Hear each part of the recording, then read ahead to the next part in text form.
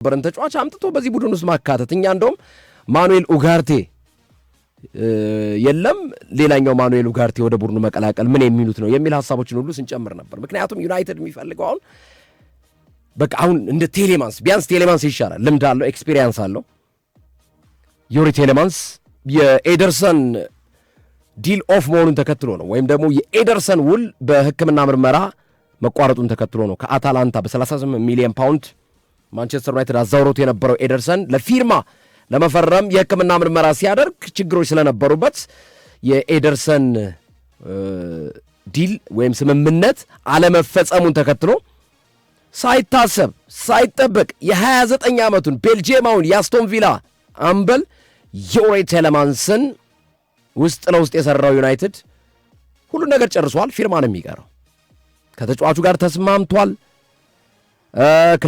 ከክለብ ጋር ተስማምቷል እና ምን ያህል ብር ነው አቀረበ የሚባለው እሱ አልተጠቀሰም።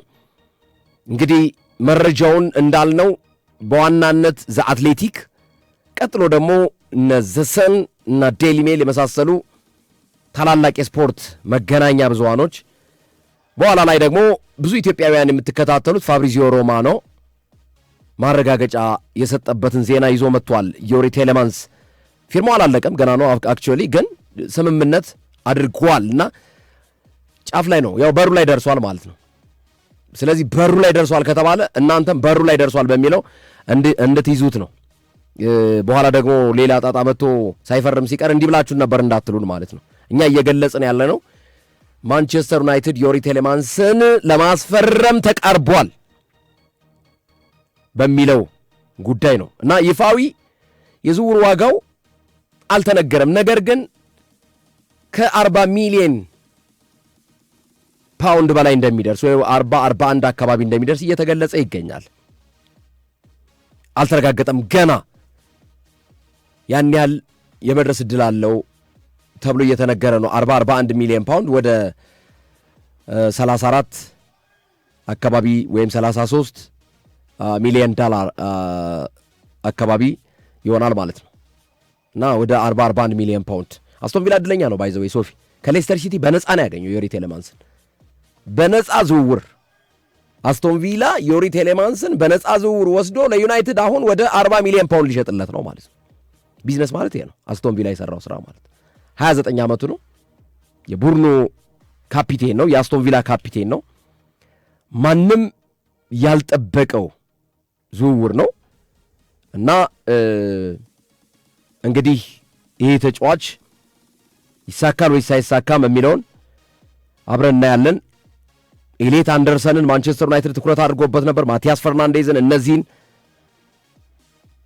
አመለጡት። ማቲያስ ፈርናንዴዝ ወደ ቶተናም ገባ። ኤሌት አንደርሰን ወደ ማንቸስተር ሲቲ ገባ። ከዛ ማንቸስተር ዩናይትድ መጣና አንድሬ ሳንቶስን ሲል እንዴ እነ ሳንድሮ ቶናሊ በተጠሩበት እነ ማቲያስ ፈርናንዴዝ በተጠሩበት እነ ኤሌት አንደርሰን በተባሉበት አማካይ ቦታ ላይ አንድሬ ሳንቶስን ምን አስበው ነው ማንቸስተር ዩናይትዶች ይዘው የመጡት የሚል ሐሳብ ተነሳ። ኦኬ፣ ስለዚህ የኤደርሰንን ውል ለመጨረስ የሕክምና ምርመራ ሲደረግ ልጁ ላይ ጉለት ተገኘበት። አታላንታ መልሱልኝ አለ። ውሉ ሳይፈጸም ቀረ፣ የኤደርሰን ማለት ነው። ስለዚህ አሁን ዮሪ ቴሌማንስ ላይ አርፈዋል ማለት ነው ማንቸስተር ዩናይትድ እና የቼልሲውን አማካኝ አንድሬ ሳንቶስን ባለፈው ሰኞ ለማስፈረም 48 ሚሊዮን ፓውንድ በተጨማሪም 2 ሚሊዮን ፓውንድ በአጠቃላይ 50 ሚሊዮን ፓውንድ ለአንድሬ ሳንቶስ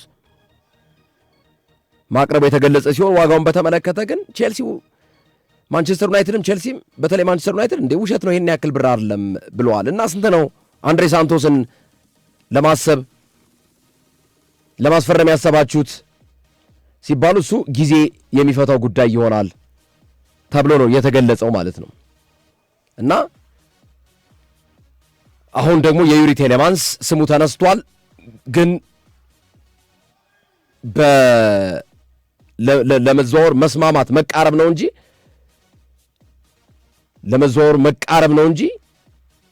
በዛ ደረጃ አልቋል። ግርሜ አይ ኖ ክሎዚንግ ነው የሚለው። አይ አልቋል። ድጋሚ ፖስት አደረገው ፋብሪዚዮ ሮማኖ። ይኸው ዘሰን ይዞት የወጣው ማለት አይ ፋብሪዚዮ ሮማኖ ጨርሶታል፣ አብቅቷል ብሏል። ተስማምቷል፣ ተፈራርሟል። ተጫዋቹ በቃ የፊርማ ለሚጠይቅ አረዘ ሶፊ እውነት። እሺ የዘሰንን ዘገባ አሁን ከአንድ ደቂቃ ፊት የወጣውን ላንብበው። ማንቸስተር ዩናይትድ ኢን አድቫንስድ ቶክስ ቱ ሳይን ዮሪ ቴሌማንስ ኢን ሾክ ትራንስፈር ዊዝ ኤደርሰን ዲል ኦፍ ይላል። ይሄ ከአንድ ደቂቃ በፊት ዘሰን ይዞት የወጣው ፋብሪዚዮ ሂሪጎ ብሎ ዘርግቦታል። ሂሪጎ ተባለ። በቃ ሂሪጎ ከተባለ የመመለስ እድሉ ጠባብ ነው። አንድሬ ሳንቶስም እኮ ሂሪጎ አልተባለም ሶፊ፣ ገና ነው ተባለ። እሱም ቀርሞ ነው ያለ። የፋብሪዚዮ ሮማኖ ዘገባ ደግሞ የሚለው ሶፊ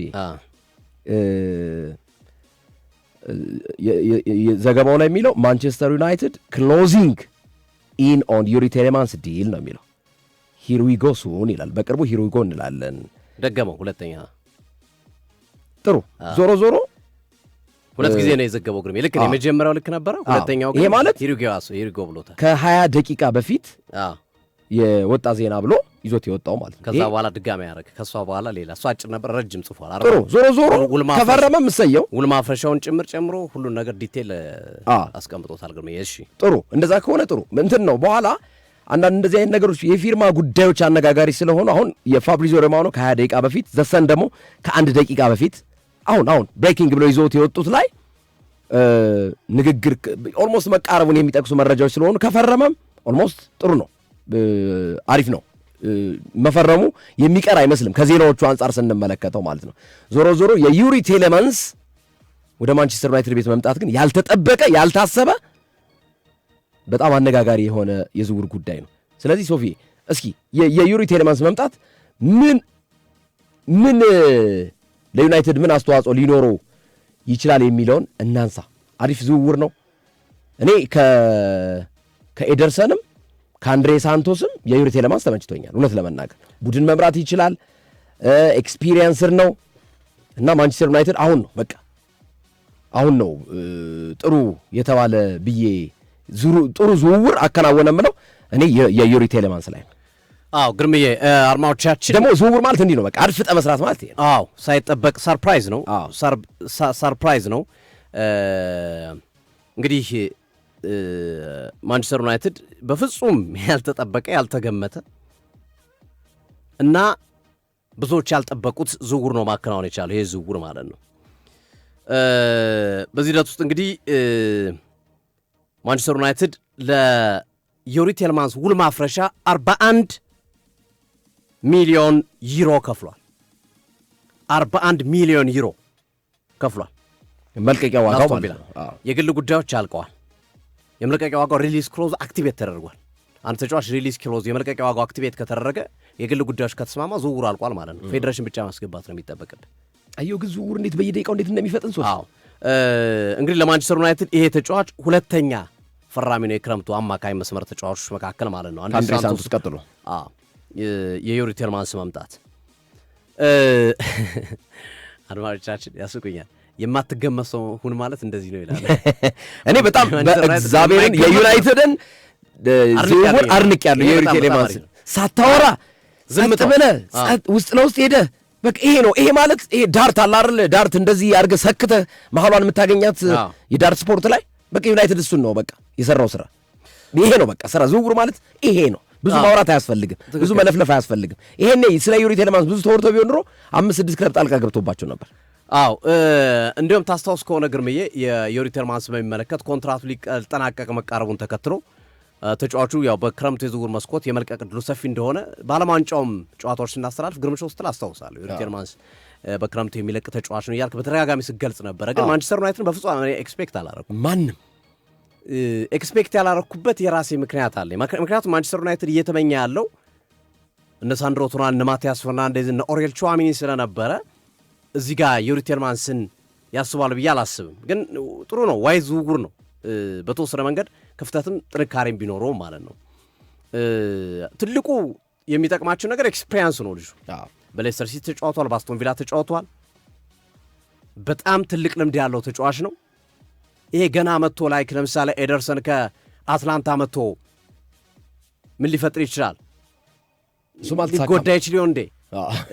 ሊጉን ላይለምደው ይችላል እንዴ? ምናምን የሚለው ስጋት የለብም። እዚህ ጋር ዩሪ ቲልማንስ በደንብ ራሱን ማሳየት የቻለ ነው በእንግሊዝ ፕሪሚየር ሊግ። ዓመተ ስክት እኮ ነው በቃ። ሌስተር ሲቲም አስቶን ቪላም በተለይ በአሰልጣኝ ኡናይ ኤምሪ ዘመን ልዩነት መፍጠር የቻለ ተጫዋች ነው። በቤልጂየም ብሔራዊ ቡድንም ቁልፍ ከሚባሉ ተጫዋቾች መካከል አንዱ ነው ዩሪ ቲልማንስ እና መቶ ስክት የሚል ግርምሾ እንዳልከው የሚጠቀም ተጫዋች ነው። በጣም በጣም ከፍተኛ ጠቀሜታ የመስጠት አቅም ያለው ልምዱም አቅሙም። ብቸኛው የምታነሳው ነገር ዩሪ ቲልማንስ ሪሴል ቫሊ ነው ግርምዬ። ሪሴል ቫሊ የለውም። መልሳ አሸጠው 29 ዓመቱ ነው። 3-4 ዓመቱ ታጫውቶ በነፃ ነው የምትለቀው ይሄን ተጫዋች። ሪሴል ቫሊ የለውም። አስቶን ቪላም ነገደ። አስቶን ቪላም አገኘ። አስቶን ቪላ በጣም አሪፍ ትርፍ ነው። ከሌስተር ሲቲ ወደ አስቶን ቪላ ሲገባ ከነፃ ዝውውር ወደ 41 ሚሊዮን ዩሮ ወይም ደግሞ በፓውንድ ስናደርገው ወደ 35 ሚሊዮን ፓውንድ አካባቢ በጣም ብዙ ነው ግርምዬ። አዎ እንዴ የአንድ ክለብ የዓመት በጀት ምናምን በጣም ብዙ ብር ነው። በጣም ብዙ ገንዘብ እና ያውም የትልልቆቹ ክለቦች ማለት ነው። የደሞዝ የምናምን በጀታቸው ዓመት ይሆናል በትክክል እና የዚህ ተጫዋች ዝውውር እንግዲህ በትልቁ ለማንቸስተር ዩናይትዶች እኔ ጠቃሚ ዝውውር ነው ብዬ ነው ማለት ነው። ጠቃሚ ዝውውር ነው ለማንቸስተር ዩናይትድ። ቅድም ግርብሾ አስቀምጧል። ከኤደርሰን ስለቀረ ኢትስ ኦኬ ቶ ነው። ኢቭን ከአንድሪ ሳንቶስ ይሄኛው ዝውውር ምርጥ ዝውውር ነው። አንድሪ ሳንቶስ ጋር የምታነጻጽረው ዝውውር አይደለም። ይሄኛው ዝውውር በጣም ጠቃሚ ዝውውር ይመስለኛል። እንደዚሁ በወረቀት ደረጃ ሳይሆን በሀሳብ ደረጃ፣ በተግባር ደረጃ አናቅም። ነገ አንድሪ ሳንቶስ ተሻሽሎ ሊመጣ ይችል ይሆን? ሲስተማቲካሊ ማይክል ካሪክ አሳድገው ያመጡት ይሆን? በብቃቱ ምናምን የሆነ ያዩበት ነገር ይኖር ይሆን ምናምን እሱን እንቶ ቀጣይ የምናየው ነው። ግን በወረቀት ወይም በሀሳብ ደረጃ ግን ለእኔ ዩሪ ቲልማንስ በጣም አሪፍ ዝውውር ነው ብዬ አስባለሁ። ግን አሁንም ማንቸስተር ዩናይትድ አንድ ትልቅ ዝውውር እጠብቃለሁ ሚዱ ላይ ስቲል በዩሪ ቲልማንስና በአንድሪ ሳንቶስ ማንቸስተር ዩናይትድ አማካኙን ዋንጫም ለመብላት የሚያስብ ከሆነ ነው እኔ ፖይንት ነጥቤ እዚህ ጋር ማንቸስተር ዩናይትድ ስለ ዋንጫ የሚያስብ ከሆነ ስቲል አሁንም አንድ ትልቅ አማካኝ ያስብ። አሁን ከዩሪ ቲልማንስ ላይ ግርምዬ ካማቪንጋን ቢጨምር ወይ ቹዋሚኒን ቢጨምር ማንቸስተር ዩናይትድ በቃ ምርጥ አማካኝ ነው። ከዛ ኮቢ ሜይኖ አለ፣ ኮቢ ማይን አለ፣ ሳንቶስ አለ። ከወጣቱ የሆነ ተጫዋች ታመጣለ። ኡጋርቴ ቢለቅ እንኳን ያው ኡጋርቴ ግልጋሎት የለውም ኤሲኤል ስለተጎዳ። ስለዚህ ያንን መሰረት አድርገን ስንመለከተው ስቲል እኔ አሁንም አንድ ምርጥ አማካኝ እፈልጋለሁ። በእርግጥ ማንቸስተር ዩናይትድ ማኖ ኩኔ ላይ ጠንክሮ እየሰራ ነው። 50 ሚሊዮን ፓውንድ የማኖ ኩኔ ዝውውር ግን ከፍ ያለም ቢሆን አይከፋኝም። ከማኖ ኩኔም ያው ጥሩ ነው። ዩሪ ቲልማንስ ኤክስፒሪየንስ አለው። ማኖ ኩኔ ወጣት ተጫዋች ነው። እንደዚህ አይነት ካልኩሌሽን ሰርተው እንደሚያመጡ ይገባኛል። ማኖ ኩኔ የሚቀር አይመስለኝም። ወይ አዩብ ቡዋዲ ወይ ማኖ ኩኔ። ሞስት አሁን ላይ ማኖ ኩኔ ነው ከማንቸስተር ዩናይትድ ጋር እየተያዘ ያለው ፈረንሳዊ ሮማ አማካይ መስመር ተጫዋች። አሁን በዓለም ዋንጫ በትልልቆቹ ጨዋታዎች ላይ እየተመለከት ነው የምንገኝ ተጫዋች ነው። በጣም ጥራት ያለው ተጫዋች እንደውም ከሞሮኮ ጋር በነበራቸው ጨዋታ ላይ ገኖ የወጣው እያነሳን ነበረ። በዚህ የዓለም ዋንጫ ሞሮኮ ከፈረንሳይ ባረጉት ጨዋታ የአዩብ ቡዋዲ ዋጋ 5 ሚሊዮን ፓውንድ ይቀንሳል። በተቃራኒ የማኖ ኩኔ ዋጋ የተወሰነ ይጨምራል እያል ነበር በዛ ጨዋታ ላይ። ስለዚህ ማኖ ኩኔን ከጨመሩበት የዩሪ ቲልማንስ ዝውውር ላይ መቶ የሚባል ዝውውር አይደለም። ግን ቹዋሚኒ ቢመጣ ደግሞ ዘ ቤስት ምርጥ የክረምት የዝውውር መስኮት የመሆን ዕድል ይኖራል። አሁን ዩሪ ቲልማንስ አስተካከለው የማንቸስተር ዩናይትድን ግርምዬ ስናነሳው የነበረውን በቀደም ታስታውስ ከሆነ ኤደርሰን መጣ፣ አንድሪ ሳንቶስ መጣ። ኤደርሰን ሕክምናው በዛኔ ጥሩ ስለነበረ ማለት ነው፣ ወይም የሄደ ስለነበረ ምርመራ እየተከናወነበት ስለነበረ ሶስተኛ ማኖ ኩኔ ይመጣ ቢባል በጣም ደካማ ዝውውር ነው የሚሆነው የክረምት የዝውውር መስኮት ብለን እያነሳን ነበር። ለማንቸስተር ዩናይትድ ከሚፈልጋቸው ተጫዋቾች አንጻር ቶናሊን ፈልገ ኤደርሰንን ካስፈረምክ፣ ማቲያስ ፈርናንዴዝን ፈልገ አንድሪ ሳንቶስን ካስፈረምክ በጣም ደካማ ዝውውር ነው። ኮምፓሪዥን ውስጥ የሚገቡ አይደሉም ተጫዋቾቹ። አሁን በተወሰነ መንገድ ዩሪ ቲልማንስ ኤደርሰንን ተክቶ የመጣ ተጫዋች ከሆነ ዩሪ ቲልማንስ ቢያንስ ዩሪ ቲልማንስ ኤክስፒሪየንስ ያለው አማካይ ስለሆነ አንዱን ቦታ ይሞላላል። ግን አሁንም ስቲል ከማኖ ኩኔ ከፍ ያለ አማካይ ማንቸስተር ዩናይትድ ቢያመጣ እመርጣለሁ። ካልሆነ ግን በማኖ ኩኔም የሚያስከፋ አይደለም። ይሄ በቃ አለ አይደል ይሁን በቃ ይሁን የምትለው አለ አይደል የሆነ ነገር ይሁን የምትለው ግን ቹዋሚኒ ቢመጣ ቤስት የሚገርም ነው የምትለበትን ሂደት የሚፈጥር ይመስለኛል። ስቲል እንደዛ ነው የማስበው። ዞሮ ግን ማንቸስተር ዩናይትድ በዩሪ ቲልማንስ አስገርሞናል። በዩሪ ቲልማንስ በጣም አስገርሞናል። በአንድሪው ሳንቶስ በተወሰነ መንገድ ብዙዎች እየተቹ ነው የሚገኙት። የማንቸስተር ዩናይትድ ደጋፊዎች፣ የማንቸስተር ዩናይትድ ትልልቅ ተጫዋቾች በርካቶች በትልቁ እየተቹ ይገኛሉ። ስለዚህ ይህን ትችት በተወሰነ መንገድ የሚያረግም ነው የዩሪ ቲልማንስ ዝውውር። ድንገተኛም ነው። ተጫዋቹን ቁጭ ብለህ ስታስበው አሁን አስቶን ቪላ ላይ ያለው አቋም፣ ቡድን የመምራት አቋሙ፣ ኤክስፒሪየንሱ ምናምን ስታይ ናይስ ጥሩ ዝውውር ነው ብለህ የምታነሳው ይመስለኛል። እና መልካም አጋጣሚ ነው ብዬ ማንሳት እፈልጋለሁ የዩሪ ቴልማንስ እንግዲህ አፕዴት የሚኖሩ መረጃዎችን ደግሞ አከታትለን የምናስቀምጣቸው ይሆናል ማለት ነው። አድማጮቻችን ሶፊ አንድ ነገር ለመጨመር ያክል እኔ ማንቸስተር ዩናይትድ በኢሊዮት አንደርሰንና በማቲያስ ፈርናንዴዝ የተማረ ይመስለኛል። ለዛ ነው እንደዚህ አድፍጦ ማንም ኢቭን መገናኛ ብዙሃኖች በሙሉ ሰርፕራይዝድ ነው የሆኑት። ብዙዎቹ ተገርመዋል። እያንዳንዱ ነገር እንደ ሰርፕራይዝ አድርገው ማንም ያልጠበቀው ዝውውር ዩሪ ቴሌማንስን ማንቸስተር ዩናይትድ ስሙም ተያይዞ አልቆየም። ምንም የተባለ ነገር አልነበረምና ቤታቸውን ዘግተው ቁጭ ብለው የተወያዩ ይመስለኛል የማንቸስተር ዩናይትድ መልማዮች። አንደርሰንን አጥተዋል ቀድመው በማውራታቸው፣ ፈርናንዴዝን ለማስፈረም ቀድመው በማውራታቸው ቶተንሃም መሃል ላይ ገብቶ ቢንጎን አሸንፏል። ስለዚህ አሁን የማንቸስተር ዩናይትድ እንዲህ አይነት ዝውውሮችን ቢጠይቅ ዩሪ ቴሌማንስ ዋጋውም እኮ ጥሩ ነው እውነት ለመናገር እኮ እንዴ አሪፍ ነው። ያው አስቶን ቪላ በነጻ ስላገኘው ከሚለው ነው እንጂ መጥፎ ዋጋው አሪፍ ዋጋ ነው እንዴ። ዩሪ ቴሌማንስ ለብሩኖ ጉማሬዥ 77 እየጠየቀ አይደል? ክለቡ እኮ 100 እያለ ነው። ክለቡ 100 እያለ ነው። እንግዲህ እንደው እስከ 80 እንኳን ቢወርድ ብለን እስከ 70 እንኳን ቢወርድ ብለን ብናስበው ከዛ አንጻር የዩሪ ቴሌማንስ ዋጋ አሪፍ ነው። ተመሳሳይ ነው እድሜያቸው። በፓውንድ ደረጃ ጉማሬዥ 28 ነው፣ ቴሌማንስ 29 አንድ ዓመት ልዩነት እና በ35 ሚሊዮን ፓውንድ ማግኘት ይህንን ተጫዋች ትልቅ ሰክሰስ ነው፣ ትልቅ ስኬት ነው እውነት ለመናገር ማለት 41 ሚሊዮን ዩሮ ስለሆነ ማለት ነው። እሱ ወደ ፓውንድ ሲቀየር አስቶን ቪላ በነጻ ስላገኘው ብቻ ነው። አስቶን ቪላ በነጻ ነው ያገኘው። አስቶን ቪላ ተጠቃሚ ነው። አስበዋል ሶፊ ዩሪ ቴሌማንስ ከብሩኖ ፈርናንዴዝ ጋር ሲጣመር መሃል ላይ ምን ሊሆን እንደሚችል፣ ምን አይነት የሚድፊልድ ኤክስፒሪየንስ እንዴት እንደሚጨምርበት ማለት ነው። ቴሌማንስ፣ ብሩኖ ፈርናንዴዝ ከኋላ ኮቢ ሜይኖን ታቆማለህ ማለት ነው። አሪፍ ሚድፊልድ አጥቂ ነው። ማንቸስተር ዩናይትድ ምንም የማያሰጋው አጥቂው ነው። አጥቂው ክፍል ምርጥ ነው። ጎል ያገባል። ከየትኛውም የፕሪሚየር ሊጉ ክለብ በላይ ነው። ባለፈው የውድድር ዓመት ስንመለከተው በአጥቂ ክፍል ማንቸስተር ዩናይትድ ማለት ነው። ችግሩ ማንቸስተር ዩናይትድ ተከላካይ ክፍሉና አማካኝ ክፍሉ አንዳንድ የሚዋዥቅበት ሁኔታ አለ። በተወሰነ መልኩ ካዝሚሮ ጥሩ መሆኑን ተከትሎ ዘንድሮ በተለይ ካሪክ ስኬታማ ጉዞ እንዲያደርግ አስችሎታል። አሁን እውነት ለመናገር ዩሪ ቴሌማንስ ይተካዋል። ካዝሚሮን የመተካት አቅም ያለው ተጫዋች ነው ብዬ አስባለሁ። ምንም ጥያቄ በሌለው ሁኔታ ማለት ነው። በጣም አሪፍ ነው።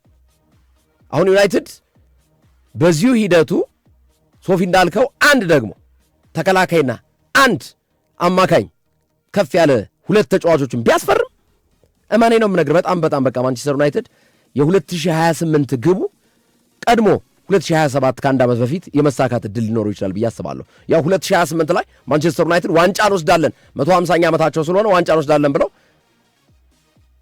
አስቀምጠዋል፣ ግብ አስቀምጠዋል፣ እንደ ግብ ማለት ነው። የዩሪ ቴሌማንስ ዝውውር ለማንቸስተር ዩናይትድ እውነት ለመናገር ምርጥ ዝውውር ነው። ዩሪ ቴሌማንስ አንድ ግብአት ነው። ልጁ ጥሩ ነገር ይጨምራል። አማካኝ ክፍሉ ላይ አሪፍ ነገር ቡድን የመምራትም ክህሎት ስላለው የአስቶን ቪላም አምበል ነው፣ የቤልጂየም ብሔራዊ ቡድንም አምበል ነው ዩሪ ቴሌማንስ። ባለፈው ዓመት ኡናይ ኤምሪ በ35 ጨዋታ ተጠቅመውበታል። ይህን ልጅ 35 ጨዋታ እንዲጫወት አድርገዋል። ይሄ የልጁን ብቃት ነው የሚያሳየው፣ ምን ያህል በዛ ቡድን ውስጥ በአጠቃላይ በፕሪሚየር ሊጉ ከ250 በላይ የፕሪሚየር ሊግ ጨዋታዎችን ማድረግ የቻለ ተጫዋች ነው። ልምድ አለው እና በእንግሊዝ ፕሪሚየር ሊግ እንደ አዲስ አይደለም መጥቶ በቦታው ስክት ብሎ ለዩናይትድ ትልቅ ግብዓትና አስተዋጽኦ የሚያበረክት ተጫዋች ነው። ከዚሁ ከዩናይትድ ቤት ሳንወጣ ዝውውሮችን በዚሁ እንቀጥል ሶፊዬ። ሌላ በማንቸስተር ዩናይትድ ቤት ውስጥም ሌላ መልካም ዜና ተሰምቷል። ማንቸስተር ዩናይትድ አሪፍ ገንዘብ ያገኘበት ዝውውር ሊከናወን ነው። ሜሰን ግሪንውድ ያው እንደሚታወቀው ይህን ተጫዋች ማንቸስተር ዩናይትድ